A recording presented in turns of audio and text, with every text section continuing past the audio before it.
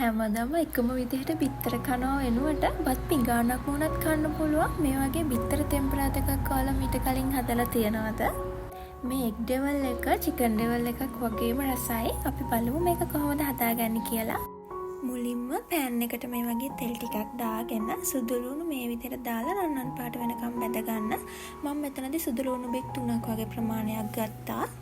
සුදු ලුණු ටික බැදුනට පස්සේ පොඩි බීලුණු ගෙඩියක් මේ විදිහට චූටිවට කපාගෙන එකතු කරගන්නවා. ඒක පොඩ්ඩක් තෙලේ මේ විදිහට ටෙම්පරාදු වෙන්න දෙන්න. ඊට පස්සේ මම මේකටම රම්පෙ කරපිංචත් එකතු කරගන්නවා.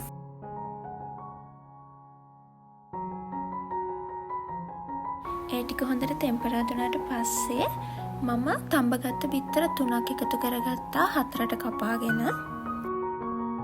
ඒකටම රසානුව ලුණු කුඩු කැලි මිරිස් මේස හැඳි එකක් එකතු කරගත්තා.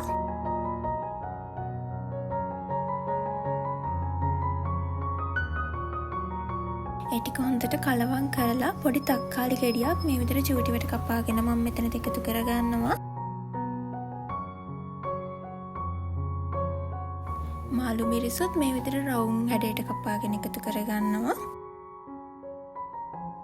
මේ බිත්තර ඩෙවල් එකට බිත්තර තම්බලා තෙලේ චුට්ටක් ෆ්‍රයි කරගෙන එකතු කරගන්නත් පුළුවන්. නැත්නම් බිත්තරේ තම්බලා මේ විදිහට නිකම්ම එකතු කරගෙන බිත්තර ඩෙවල් එක හදාගන්නත් පුළුවන්. මේ ටික හොඳට කලවම් කරගත්තට පස්සේ මම සෝයා සෝස් තේ හැන්දක් එකතු කරගන්නවා.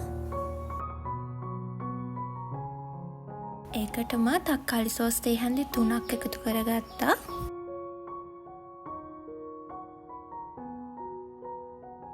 ඒ ටිකත් හොඳට කලවම් කරගෙන අන්තිමට මම පොඩි බීලුණු ගෙඩියක් මේ විදිහට රවුම් කපාගෙන එකතු කරගන්නවා. ලුණු එකතු කරාට පස්සේ විනාඩියක් වගේ පොඩ්ඩක් කලවම් කරගෙන ලිපෙන් පා ගන්න ඕන. චිකන් ඩෙවල් එකක් කන්න ආස දවසට ගෙදර චිකන් නැති වෙලාවට මම මේ විදිහට එග් ඩෙවල් එක තමයි හදාගන්නේ. කැමති විදිහට සෝස් අඩු වැඩි කරලා හදාගන්න පුළුවන්. බත් එක්ක පාන් එක්ක වුණත් මේක කන්න පුළුවන්. හරිම රසයි. ඔයාලත් අනිවාර්යයෙන්ම try කරලා බලන්න. මේ වගේ ලේසි රෙසිපි දැනගන්න ඕන නම් මගේ channel එක subscribe කරන්න. එහෙනම් අදත් වීඩියෝ එක බලන් හිටියට thank you.